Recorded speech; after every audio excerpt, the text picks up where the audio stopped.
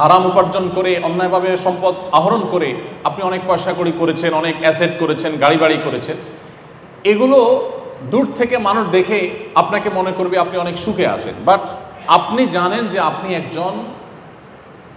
একজন সহজ বাংলা চোর, আপনি একজন প্রতারক, আপনি একজন দুর্নীতিবাজ, আপনি জাতীয় সম্পদ লুণ্ঠনকারী। এটা আপনি নিজেকে নিজে জানেন। আপনার ভেতরে যখন এই জিনিসটা আসে তখন এই সুখগুলো একটাও আপনাকে মানসিক প্রশান্তি দিবে না, কারণ দিন শেষে আপনি জানেন যে এগুলো সবগুলো রক্তচোষা টাকা।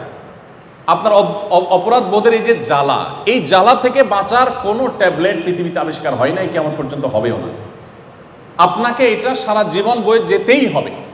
আপনার অবৈধ উপার্জন দিয়ে আপনার সন্তান খুব হাসি মুখে তার লাইফ হয়তো লিড করতে পারে, আপনার নাতিপুতি তারা হয়তো এক সময় অনেক বেশি আপনার সম্পদ দিয়ে তারা সুখ স্বাচ্ছন্দ্যে থাকতে পারে, বাট আপনি নিজে নিজে জ্বলে পুড়ে মরবেন, কারণ আপনি জানেন সবগুলো অবৈধভাবে উপার্জন করা টাকা, রক্তচোষা টাকা, প্রতারণা করে দুর্নীতি করে কামানো টাকা। এই যে অপরাধ বোধের যে একটা জ্বালা থাকে, এই জ্বালা থেকে কোনো মানুষ রক্ষা পেতে পারে না। প্রত্যেকটা মানুষকে প্রতিটা অপরাধ কিন্তু তাকে জ্বালা দিতে থাকে। অবৈধ পথে উপার্জনের নগদ শাস্তি এটা। আপনাকে দেখে সুখী মানুষ হতে পারে, কিন্তু আপনার চেয়ে দুঃখী মানুষ আরেকটা পাওয়া যাবে না। আর এর বিপরীতে আসি, আপনি যদি প্রতিজ্ঞা করেন যে আমি আমার কর্মজীবনে কখনো অসৎ উপায়ে 1 টাকা অবলম্বন উপার্জন করব না, এটা যদি আপনি প্রতিজ্ঞা করেন, এটা যদি আপনি ধরে রাখতে পারেন, দিন শেষে সন্দেহাতীতভাবে আপনার সাময়িক কষ্ট হবে, কারণ আপনার গাড়ি বাড়ি হয়তো ওইরকম হবে না, আপনার হয়তো এরকম ব্যাংক ব্যালেন্স হবে না, আপনার হয়তো এরকম সামাজিক অবস্থান হবে না, আপনার হয়তো দৃশ্যমান সম্পদ থাকবে না।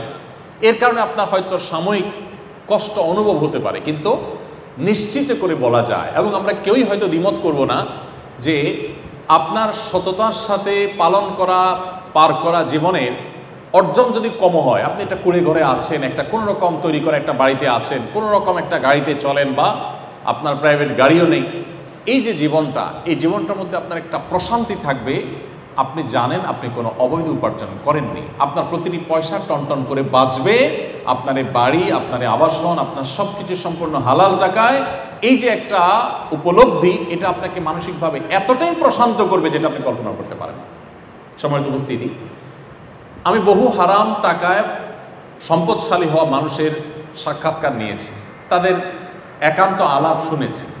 তাদের কথাগুলো শুনে আমার কাছে এটাই মনে হয়েছে যে হারাম উপার্জন করে মানুষ কখনোই মানসিক প্রশান্তি অর্জন করতে পারে না। বাহ্যিকভাবে মনে হতে পারে সে অনেক সুখী, সে আসলে সুখী হওয়ার কোনো ওয়ে নাই। আর কোরআনে কারিমের একটি আয়াত আছে যেটি আমাদের জন্য গুরুত্বপূর্ণ। কেন গুরুত্বপূর্ণ? আয়াতটা আমি পরে বলছি। গুরুত্বপূর্ণ এই জন্য যে আমাদের দেশের মানুষের মধ্যে একটা ধারণা, মুসলমানদের মধ্যে একটা ধারণা তৈরি হয়ে গেছে যে টাকা হইলে বাঘের কল্লাও পাওয়া যায়। একটা প্রবাদ আছে, টাকা হলে বাঘের কল্লাও পাওয়া যায়, তার মানে টাকা হলে সবই পাওয়া যায়।